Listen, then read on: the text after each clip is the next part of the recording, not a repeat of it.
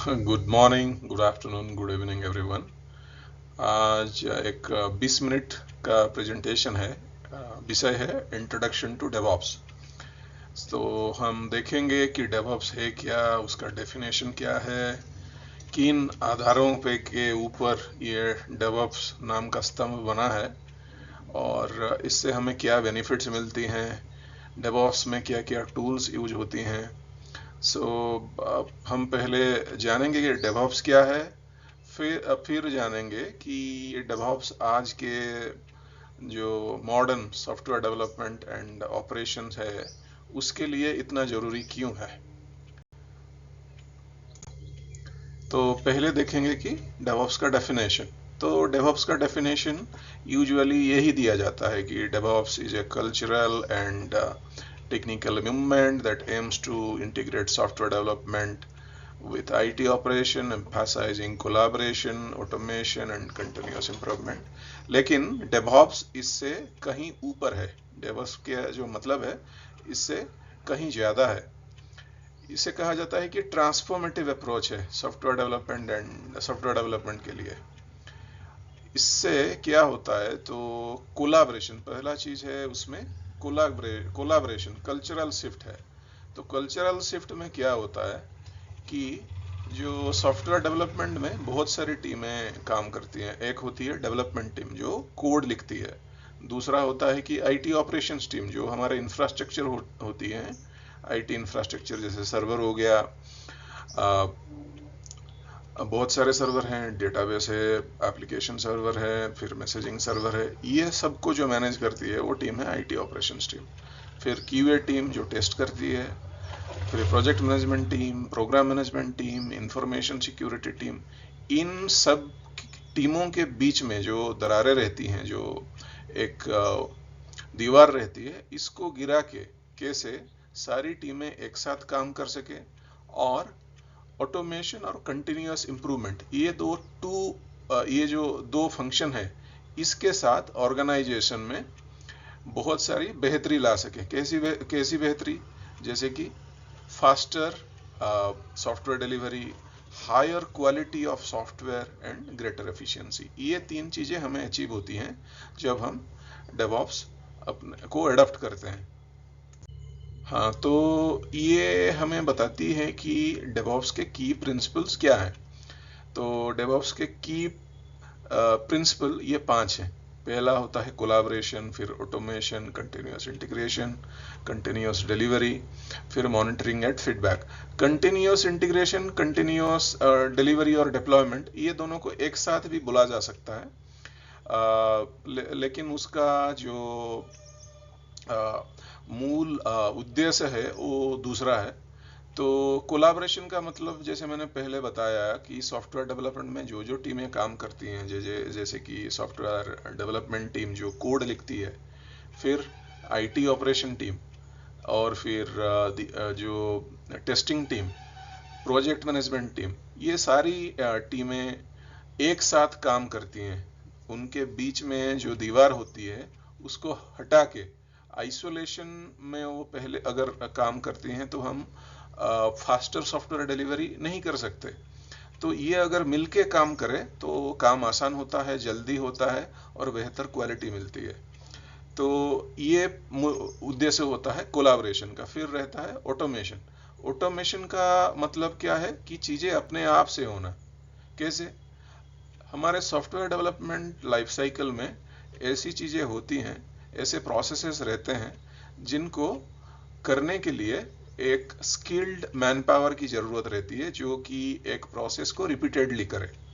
Automation में क्या होता है, हम उस स्किल्ड मैन पावर को हटा के उसकी जगह टूल यूज करें जिससे कि वो प्रोसेस एक बेहतर तरीके से काम करे, उसमें गलतियां कम हो और वो जल्दी संपन्न हो। फिर आता है कंटिन्यूअस इंटीग्रेशन। कंटिन्यूअस इंटीग्रेशन में क्या होता है, डेवलपर अपना जो कोड चेंज होता है उसको इंटीग्रेट करते हैं एक वर्जन कंट्रोल सिस्टम के साथ, ताकि जो कोड चेंज होता है उससे उसमें क्या गलतियां हैं, उसमें क्या बग है, वो बहुत जल्दी पता चलती है। फिर आता है कंटिन्यूअस डिलीवरी और कंटिन्यूअस डिप्लॉयमेंट। ये इंश्योर करती है कि जो हमारा एप्लीकेशन है ये एक डिप्लॉयबल स्टेट में रहे।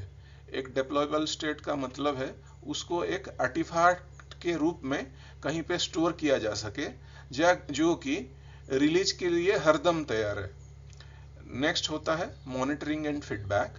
तो मॉनिटरिंग एंड फीडबैक क्या होता है कि डेवऑप्स में किसी का कोई गलती है तो हम उसको ब्लेम नहीं करते, रेदर क्या करते हैं कि फीडबैक देते हैं कि ये हमारी गलतियां हुई हैं, ये सॉफ्टवेयर डेवलपमेंट लाइफ साइकिल में ये गलतियां हम नहीं दोहराएंगे और उससे बेहतर करेंगे। तो ये होती है मॉनिटरिंग एंड फीडबैक लूप। फिर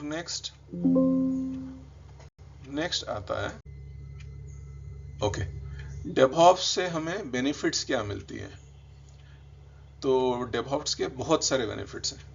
पहला चीज होता है क्या कि समझ लीजिए कि मेरा एक प्रोडक्ट है, मेरे जैसा ही प्रोडक्ट, ऑलमोस्ट सेम प्रोडक्ट मेरा कंपटीशन के पास भी है। तो जो कस्टमर है वो मेरे साथ कैसे जुड़ा रहेगा, मैं अगर मेरे कंपटीशन से उससे बेहतर फीचर्स दूं तभी जाके वो मेरे साथ जुड़ा रहेगा। तो इसीलिए डेवऑप्स क्या करता है, डेवऑप्स अगर हम एम्ब्रेस करते हैं, अडॉप्ट करते हैं, तो हमारा जो प्रोडक्ट का रिलीज साइकिल है, नए फीचर और अपडेट का रिलीज साइकिल है, वो महीनों से गिर के मिनट्स तक आ जाता है। तो अगर हम नए फीचर्स बहुत जल्दी मार्केट में ला रहे हैं, कस्टमर के पास ला रहे हैं, तो कस्टमर का सेटिस्फेक्शन और लॉयल्टी दोनों बनी रहती हैं।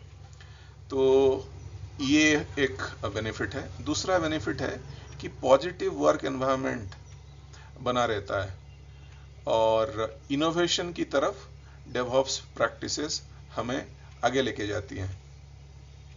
वो कैसे? तो डेवऑप्स में अगर डेवऑप्स प्रैक्टिसेस में क्या होता है कि ब्लेम गेम नहीं रहता। तो कोई एक अगर सॉफ्टवेयर डिलीवरी हुआ है, उसमें कुछ गलतियां हुई हैं, तो किसी को ब्लेम नहीं किया जाता, रेदर फीडबैक दिया जाता है। एक पोस्टमार्टम जैसा किया जाता है कि ये हमसे गलतियां हुई हैं, हम और बेहतर कैसे कर सकते हैं। तो अगर किसी को नेगेटिव इम्पैक्ट नहीं रहता है गलतियां करने से भी, तो आदमी और सेल्फ एश्योर होता है और इनोवेशन की तरफ देखता है कि रिस्क लेके और अच्छी चीजें कैसे कर सकते हैं। फिर तीसरी चीज है कि डेवऑप्स से ऑर्गेनाइजेशन में एफिशिएंसी और कॉस्ट रिडक्शन आता है। कॉस्ट रिडक्शन कैसे आता है? हम ऑटोमेशन में जाते हैं और वेस्ट जो हमारे सॉफ्टवेयर डेवलपमेंट प्रोसेस में होती हैं उनको मिनिमाइज किया जाता है। वेस्ट का मतलब क्या है? तो हमारे सॉफ्टवेयर डेवलपमेंट साइकिल में ये प्रोसेसेस जिनका कोई इम्पैक्ट सॉफ्टवेयर डेवलपमेंट को इम्पैक्ट नहीं करती हैं, वैसे प्रोसेस को निकाल दिया जाता है। तो इससे क्या होता है कि हम जल्दी अपना सॉफ्टवेयर जो डिलीवरी होता है वो जल्दी होता है। तो DevOps greater efficiency and cost reduction, ये दो बेनिफिट भी लाता है। सो डेवऑप्स कल्चर के 3 मूल स्तंभ है। एक होता है कोलैबोरेशन, मिलके काम करना, ट्रांसपेरेंसी मतलब स्वच्छता, 3 होते हैं। तीसरा है शेयर्ड रिस्पॉन्सिबिलिटी, मिलजुल के जो काम करना और अपने ऊपर जिम्मेदारी लेना। तो कोलैबोरेशन का मतलब होता है ब्रेकिंग डाउन साइलो जो यूरोप और अमेरिका में बड़े बड़े खेत हैं, वहाँ पे एक एक टावर रहते हैं जहाँ में जो हमारा हार्वेस्टिंग किया जाता है वो आइसोलेशन में काम करते हैं। वैसे ही सॉफ्टवेयर डेवलपमेंट में जो टीम्स होती हैं वो लोग आइसोलेशन में काम करते हैं। ये जो साइलो होता है, जो बैरियर होता है, आइसोलेशन होता है, उसको ब्रेक करना डेवऑप्स कल्चर का पहला और सबसे महत्वपूर्ण उद्देश्य है। फिर दूसरा होता है ओनरशिप लेना, काम का ओनरशिप अपने ऊपर लेना और हमारी गलतियों से सीखना। अब जो अनुभूति है उससे सीखना, अनुभव से सीखना। और ये जो कंटिन्यूअस इम्प्रूवमेंट है और लर्निंग फ्रॉम फेलियर्स, ये हमारा सेकेंड आधार है डेवऑप्स कल्चर का। कंटिन्यूअस इंटीग्रेशन, जो जिसे पॉपुलरली कहा जाता है सीआई, वो ऐसा प्रैक्टिस है जिससे क्या होता है, जो डेवलपर है उसका जो कोड चेंज, उसको इंटीग्रेट किया जाता है एक सिस्टम के साथ, एक वर्जन कंट्रोल सिस्टम के साथ। वर्जन कंट्रोल सिस्टम में जब डेवलपर का कोड चेंज जाता है, वहां पे ऑटोमेटिकली एक बिल्ड ट्रिगर होता है। वो बिल्ड पूरा एप्लीकेशन को बिल्ड करती है, फिर उसमें टेस्ट रन करती है। टेस्ट रन से ये पता चलता है जो कोड चेंज डेवलपर लेके आ रहा है, जो एग्जिस्टिंग फंक्शनैलिटी है, एग्जिस्टिंग कोड है, उसको ब्रेक नहीं करेगा। तो ये जो सिस्टम रहती है कंटिन्यूअस इंटीग्रेशन सिस्टम, उसके लिए हमारे पास बहुत सारे ऑप्शन रहते हैं। तो जो पॉपुलर सीआई टूल है वो है जेनकिंस। जेनकिंस बहुत ही ज़्यादा पॉपुलर सीआई टूल है। उसके अलावा गिटलैब सीआई, ट्रैविस सीआई, ये सब हैं जो बिल्ड और टेस्ट प्रोसेस को ऑटोमेट करती हैं। फिर उसके अलावा बहुत सारे क्लाउड बेस्ड सीआई टूल्स हैं। तो सीआई से हमें जो बग्स हैं कोड में, वो बहुत जल्दी पता चलता है, ताकि हम बेहतर कोड क्वालिटी और फास्टर डिलीवरी मेंटेन कर सकें। नेक्स्ट है कंटिन्यूअस डिलीवरी।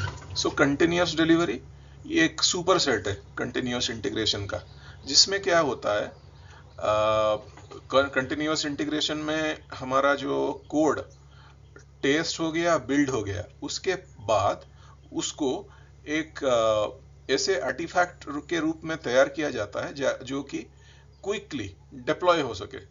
तो with continuous delivery, every code change that passes the CI test is automatically deployed to a production like environment, जैसे कि हो गया हमारा staging environment। तो फिर जो एनवायरनमेंट है उसको हम कैसे रेडी करेंगे, इंफ्रास्ट्रक्चर कैसे रेडी करेंगे ताकि कोड डिप्लॉय हो सके, तो उसके लिए डॉकर, कुबरनेटिस, एंसिबल जैसे टूल्स हैं। तो मैनुअल डिप्लॉयमेंट से आगे बढ़ के हम ऑटोमेटेड डिप्लॉयमेंट्स की और बढ़ सकते हैं अगर हम कंटिन्यूअस डिलीवरी अडॉप्ट करते हैं। फिर इंफ्रास्ट्रक्चर एज कोड, जैसे मैंने बताया कि जो एनवायरनमेंट होता है जहाँ पे सॉफ्टवेयर डिप्लॉय होता है, उसको हम कैसे प्रोविजन कर सके, कैसे मैनेज कर सके, उसके लिए अभी हमें स्किल्ड ह्यूमन रिसोर्स की जरूरत नहीं है। हमें केवल हमारा जो रिक्वायरमेंट है, इंफ्रास्ट्रक्चर रिक्वायरमेंट है, वो हम मशीन रीडेबल डेफिनेशन फाइल में लिख सकते हैं। और उसके लिए बहुत सारे टूल्स हैं, जैसे कि Terraform, AWS cloud formation, Ansible. ये सब टूल्स ये फाइल को पढ़ के जो हमारी आवश्यकता है, जो हमारा रिक्वायर्ड इंफ्रास्ट्रक्चर है, उसको अरेंज करने में हमें सहायता करते हैं। तो हम क्या इंफ्रास्ट्रक्चर प्रोक्योर करते हैं, जैसे एप्लीकेशन सर्वर हो गया, DB सर्वर हो गया, मैसेजिंग क्यू, लोड बैलेंसर, ये सब सर्विसेज हम प्रोक्योर कर सकते हैं। So teams can version control their infrastructure configuration, and they can apply software development best practices like code review and automated testing if they will treat infrastructure as code। और एक हमें benefit होता है infrastructure as code से कि same तरह का infrastructure हम हर एक एनवायरनमेंट में यूज कर सकते हैं, जैसे कि development environment, staging environment, QA environment. तो ये सब जगह पे हम एक जैसा इंफ्रास्ट्रक्चर कैसे लाएंगे, क्योंकि हम एक ही फाइल से इंफ्रास्ट्रक्चर प्रोक्योर कर सकते हैं, ये कंसिस्टेंसी हम मेंटेन कर सकते हैं।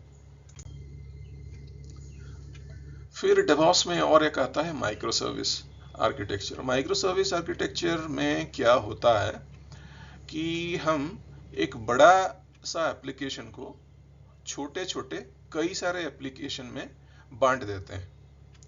तो जब 20 साल पहले मैंने अपना करियर स्टार्ट किया था, तब हम एक एप्लीकेशन के में सारा चीज लिखते थे। फिर आया लेयर्ड आर्किटेक्चर। लेयर्ड आर्किटेक्चर में क्या हुआ है कि समझ लीजिए एक वेब एप्लीकेशन है, तो उसका जो फ्रंट एंड है ये एक लेयर हो गया, फिर जो बैक एंड है, बिजनेस कोड है, ये एक लेयर हो गया, फिर डेटाबेस, ये तीसरा लेयर हो गया, ये थोड़ा और आगे है। इससे क्या होता है कि जो एक एप्लीकेशन में सारा चीज रहता है उसको बिजनेस फंक्शनैलिटी के हिसाब से तोड़ के छोटे छोटे सर्विसेज में डेवलप किया जाता है। तो हर एक सर्विस इंडिपेंडेंट है। किस तरह से इंडिपेंडेंट है? हर एक सर्विस को अपने एक प्रोग्रामिंग लैंग्वेज में जिससे आप चाहते हैं लिख सकते हैं, उसको develop, deploy, manage, scale independently किया जा सकता है। तो और एक बेनिफिट क्या होता है, मोनोलिथिक एप्लीकेशन में अगर कोड में कोई भी एक हिस्सा अगर आपका ब्रेक होता है, काम नहीं करता, तो पूरा एप्लीकेशन उससे इंपैक्ट होता है। लेकिन माइक्रो सर्विस आर्किटेक्चर में क्या है कि पूरा जो एप्लीकेशन है हमें उसको हमने छोटे छोटे हिस्सों में डिप्लॉय किया है, तो अगर एक छोटा सा हिस्सा काम नहीं करेगा तो बाकी के ऊपर असर नहीं पड़ेगा। तो जो सिंगल पॉइंट ऑफ फेलियर है उसको हमने हटा दिया है। और माइक्रो सर्विस को जब हम डिप्लॉय करते हैं तो थोड़ा ऑपरेशनल चैलेंजेस आता है, क्योंकि अगर मोनोलिथिक एप्लीकेशन है तो हमें सिर्फ एक एप्लीकेशन मैनेज करना होता है, बट अगर माइक्रो सर्विस है तो बहुत सारे छोटे छोटे सर्विसेज हैं जिनको हमें डिप्लॉय करना होता है। उसके लिए डिफरेंट टाइप का इंफ्रास्ट्रक्चर प्रोक्योर करना पड़ेगा, उसको मैनेज करना पड़ेगा, और इंटर सर्विस कम्युनिकेशन हमें मैनेज करना पड़ेगा। नेक्स्ट है कंटेनराइजेशन। सो कंटेनराइजेशन ये वर्चुअलाइजेशन का थोड़ा लाइट वेट वर्जन है। तो इसमें क्या होता है, जो हमारा एप्लीकेशन है उसे और उसके जो डिपेंडेंसीज होती हैं हम एक पैकेज में उसको हम पैकेज करते हैं। उस पैकेज को कहते हैं इमेज। फिर वो इमेज को हम स्टोर करते हैं इमेज रिपोजिटरी में। तो कोई कंटेनर इंजिन्स रहती हैं, ये एक टूल होता है जैसे कि डॉकर, जी बहुत पॉपुलर कंटेनराइजेशन प्लेटफॉर्म है। ऐसे टूल्स की मदद से हम वो कंटेनर रजिस्ट्री से इमेजेस को पुल करते हैं और उन्हें आइसोलेटेड, इंडिपेंडेंट आइसोलेटेड एनवायरनमेंट में रन करते हैं, ताकि हमारा जो एप्लीकेशन है पूरा आइसोलेटेड रहे और सिक्योर रहे। तो वो कंटेनर इंजन क्या करते हैं, वो एप्लीकेशन को कंटेनराइज करते हैं, उन्हें इमेज के हिसाब से बिल्ड करते हैं, उनको शिप करते हैं, मतलब स्टोर करते हैं रिपोजिटरी में, फिर रन करते हैं। अगर हमें बहुत सारे ऐसे कंटेनर को मैनेज करना पड़ेगा तो हमें कंटेनर इंजन की जगह कंटेनर ऑर्केस्ट्रेशन टूल की जरूरत पड़ती है, जैसे कि कुबरनेटिस, जो ये कंटेनराइज्ड एप्लीकेशन को मैनेज करती हैं, उन्हें automated scaling, service discovery, load balancing जैसे फीचर्स प्रोवाइड करती हैं। फिर आ गया कंटिन्यूअस मॉनिटरिंग। जब मैंने अपने एप्लीकेशन को डिप्लॉय कर दिया, फिर मुझे ये देखना है कि ये एप्लीकेशन डिजायर्ड रिजल्ट्स दे रही है, डिजायर्ड लेवल्स पे दे रही है, तो उसके लिए मुझे उसे कंटिन्यूअसली वॉच करना पड़ेगा। तो उसके लिए आवश्यकता है कंटिन्यूअस मॉनिटरिंग की। तो कंटिन्यूअस मॉनिटरिंग क्या करती है, वो रियल टाइम विजिबिलिटी देती है हेल्थ एंड परफॉर्मेंस, अपने सिस्टम का हेल्थ एंड परफॉर्मेंस को रियल टाइम डिटेल्स आपको अवेलेबल कराती है। वो कैसे करते हैं, हमें टूल्स यूज करने पड़ते हैं, जैसे कि प्रोमेथियस हो गया, ग्राफाना, फिर ELK स्टैक। ये सब में बहुत पावरफुल कैपेबिलिटीज है आपको लॉग्स और मैट्रिक्स कलेक्ट करके, उनको एनालाइज करके, फिर विजुअलाइज करने के लिए। कंटिन्यूअस मॉनिटरिंग ये आपको प्रोएक्टिव इशू डिटेक्शन कराती है और टीम्स को हेल्प करती है ताकि वो प्रॉब्लम जो है उसको बहुत जल्दी आइडेंटिफाई कर सके, एड्रेस कर सके, ये कस्टमर को एस्केलेट करने से पहले हम ये कर सकते हैं। और की मेट्रिक्स हम इसमें मॉनिटरिंग करते हैं, जैसे कि रेस्पॉन्स टाइम। एक हम क्लिक कर रहे हैं, उसका रेस्पॉन्स कितने सेकंड्स में आ रहा है, कितने मिली सेकंड्स में आ रहा है। एरर रेट, कितनी एरर अब एक घंटे में हो रहा है, एक मिनट में हो रहा है। रिसोर्स यूटिलाइजेशन कितना है। तो ये सब डेटा की मदद से टीम्स जो अपने एप्लीकेशन है उसके परफॉर्मेंस को ऑप्टिमाइज कर सकते हैं। फिर आ गया सिक्योरिटी।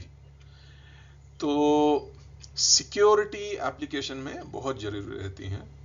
तो डेवऑप्स का एक सुपरसेट प्रिंसिपल है डेवसेकऑप्स। इसमें सिक्योरिटी को पहली प्रायोरिटी दी जाती है। तो security considerations are addressed early in the development process। तो सिक्योरिटी कैसे इंश्योर किया जाता है? बहुत सारे स्टैटिक कोड एनालिसिस टूल्स हैं, वल्नरेबिलिटी स्कैनिंग टूल्स हैं, ऑटोमेटेड सिक्योरिटी टेस्टिंग टूल्स हैं, जिसकी मदद से हम हमारे कोड में या एप्लीकेशन में कोई अगर सिक्योरिटी रिलेटेड इशू है उसको आइडेंटिफाई कर सकते हैं, रिमीडिएट कर सकते हैं।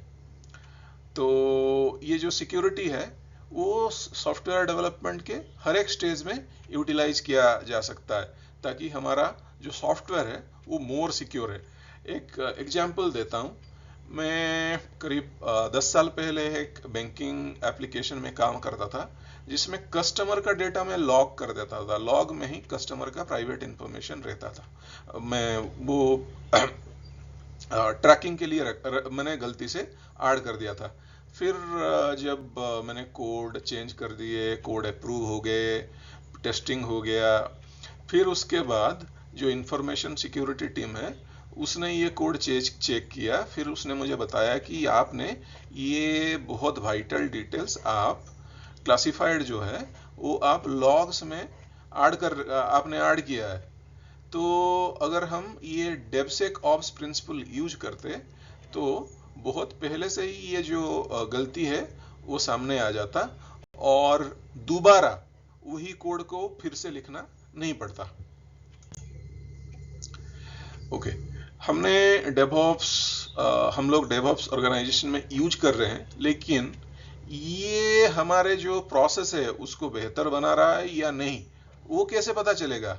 मैनेजमेंट कैसे कन्विंस होगा कि डेवऑप्स को अडॉप्ट करने से हमारा कंपनी और बेहतर कर रहा है? तो उसके लिए डेवऑप्स के जो मैट्रिक्स हैं, की परफॉर्मेंस इंडिकेटर्स हैं, वो हमें रेगुलरली मॉनिटर करने पड़ेंगे। तो क्या मैट्रिक्स हम रेगुलरली मॉनिटर करते हैं?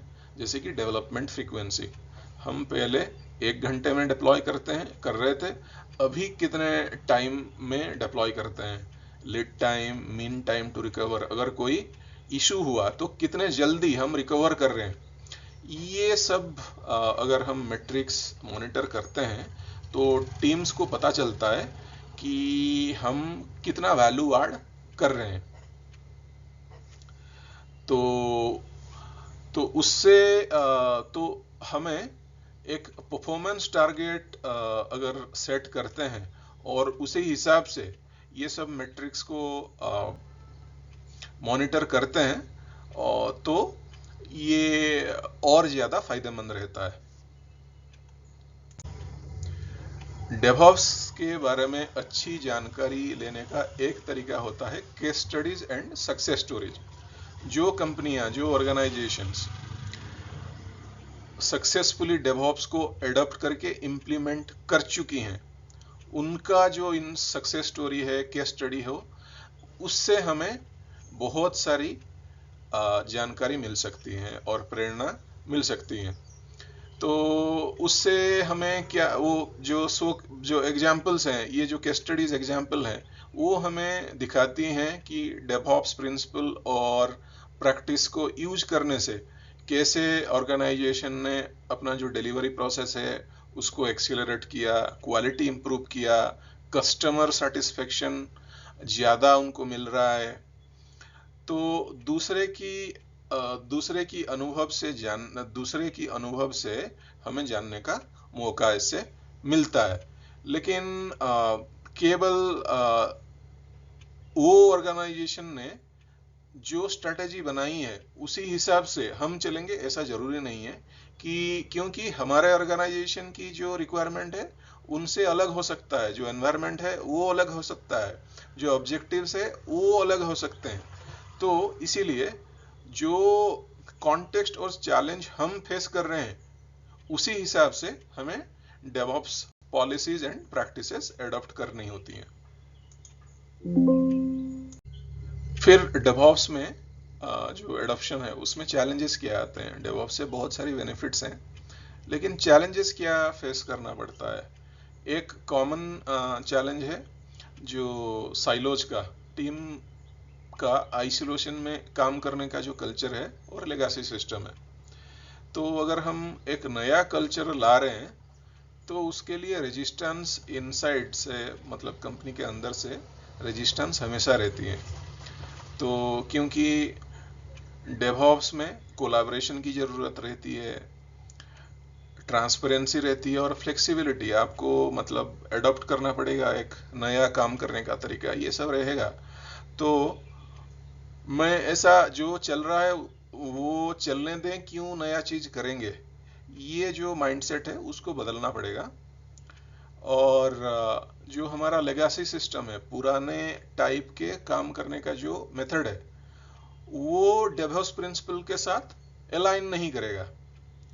तो हमें केयरफुली प्लानिंग करना पड़ेगा कि हम डेवऑप्स प्रैक्टिसेस कैसे अडॉप्ट करें। जो हमारे पुराने काम करने का सिस्टम है उसमें डेवऑप्स के प्रिंसिपल कैसे लाएं। तो ये दो चैलेंजेस हमेशा रहती हैं। तो ऐसे चैलेंजेस को लीडरशिप कैसे ओवरकम करेंगी। तो लीडरशिप टीम्स को हमेशा उनको सपोर्ट करना रहता है, कंटिन्यूसली ट्रेनिंग एंड एजुकेशन में इन्वेस्टमेंट करना पड़ेगा। टीम को ये काम करने से क्या बेनिफिट मिलेंगी, कैसे ये डेवऑप्स प्रिंसिपल काम करती हैं, ये सिस्टम कैसे काम करता है, तो हमें क्या चेंजेस करने पड़ेंगे, ये इसके बारे में बार बार ट्रेनिंग देनी पड़ेगी, ताकि जो कमिटमेंट है towards continuous improvisation and adoption ये बनी रहे। डेवऑप्स प्रैक्टिस हमने अपनी ऑर्गेनाइजेशन में अडॉप्ट कर लिया, वो प्रैक्टिसेस को अपने सिस्टम में लागू कर दिया, फिर हमें वहीं पे ठहरना नहीं है, क्योंकि प्रोसेस उससे इम्प्रूव नहीं होगा। इम्प्रूव कैसे होगा, अगर हम कंटिन्यूसली अपनी गलतियों से सीखें। कंटिन्यूसली गलतियों से कैसे हम सीखेंगे, एक दूसरे से फीडबैक लेके। तो हर एक रिलीज साइकिल के बाद जो फीडबैक, हर एक टीम मेंबर से फीडबैक लिया जाता है, फिर हम वो पॉइंट्स को इकट्ठा करके देखते हैं कि हमने गलतियां कहाँ पे की और उसको और बेहतर कैसे किया जाता है। तो डेवऑप्स ये एनकरेज करता है कि आप हर एक साइकिल के बाद अपने को और इम्प्रूव करें, एक जगह पे जाके रुक ना जाए। डेवऑप्स टूल्स एंड लैंडस्केप, यह क्या होता है कि डेवऑप्स अगर हम यूज करते हैं तो बहुत सारे टूल्स यूज करना हमें पड़ेगा। तो ये जो डेवऑप्स टूल का जो लैंडस्केप है ये बहुत वास्ट है एंड डाइवर्स है। कुछ टूल के बारे में हमने जाना अभी, जैसे वर्जन कंट्रोल टूल्स होती हैं, जैसे मोस्ट पॉपुलर है गिटहब। CI/CD टूल्स हैं जैसे कि जेनकिंस है, गिटलैब है, फिर ट्राविस है, फिर मॉनिटरिंग के लिए प्रोमेथियस है, ग्राफना है। ये बहुत सारी टूल्स हैं और हर एक टूल्स का अपना अपना कैपेबिलिटी है। तो ये जो डेवऑप्स टूल चेन है, हम अपने ऑर्गेनाइजेशन के नीड और ऑब्जेक्टिव के हिसाब से जो टूल हमें चाहिए उसको कैसे बेस्ट यूटिलाइज कर सकते हैं, उसी हिसाब से हमें टूल चूज करना पड़ेगा। And DevOps in the cloud, तो जो क्लाउड प्लेटफॉर्म है जैसे अमेजन है, अमेजन AWS है, गूगल क्लाउड प्लेटफॉर्म है, माइक्रोसॉफ्ट का अजूर है, ये अपने प्लेटफॉर्म से ऐसे सर्विसेज प्रोवाइड करती हैं जो कि ऑटोमेशन और कोलैबोरेशन को एकोमोडेट करेंगी। सो जैसे जैसे कि रिपोजिटरी रहती हैं जहाँ पे हम इमेजेस स्टोर कर सकते हैं, फिर CI/CD पाइपलाइन है, ये सब जो सर्विसेज हैं वो अभी क्लाउड में भी अवेलेबल हैं। तो जो क्लाउड में जो टूल्स अवेलेबल रहती हैं उनका जो फ्लेक्सिबिलिटी है बहुत अच्छा रहता है, स्केलेबिलिटी बहुत अच्छा रहता है, और बट हम अगर क्लाउड बेस्ड टूल्स यूज करते हैं डेवऑप्स के लिए तो सिक्योरिटी, कंप्लायंस, कॉस्टिंग, ये सारी चीज़ों को देखते हुए हमें अप्रोप्रिएट टूल्स चूज करने होते हैं। फिर future trends in DevOps. So DevOps की जो फ्यूचर है वो एक्साइटिंग पॉसिबिलिटीज है, driven by emerging technologies and evolving industry trends. अभी artificial intelligence and machine learning का बहुत ज़्यादा इम्पैक्ट है डेवऑप्स में, जैसे कि automated decision making process, predicting and preventing failures, optimizing resource allocation, और न्यू एज आर्किटेक्चर जैसे सर्वरलेस आर्किटेक्चर, इससे भी इसका भी बहुत बड़ा इम्पैक्ट है डेवऑप्स में। सो ये सब टूल्स, ये सब आर्किटेक्चर को भी धीरे धीरे लोग एडॉप्ट कर रहे हैं। लास्ट में कंक्लूजन एंड नेक्स्ट स्टेप, यहाँ पे हम एक पुनरावलोकन करेंगे हमने ये सेशन में क्या किया जाना।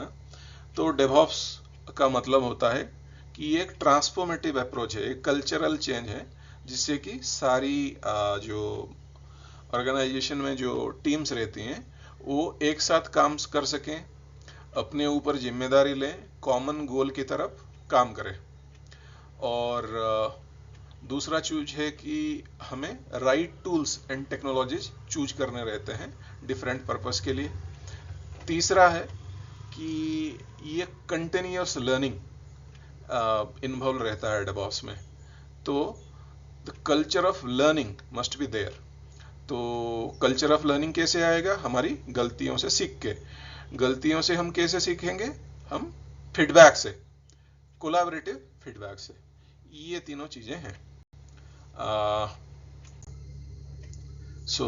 मेरे साथ ये वीडियो देखने के लिए आप सबका धन्यवाद। आपको अगर कोई भी क्वेरी हो तो आप ये नंबर पे फ़ोन कर सकते हैं या ये ईमेल आईडी पे मुझे मैसेज कर सकते हैं। धन्यवाद।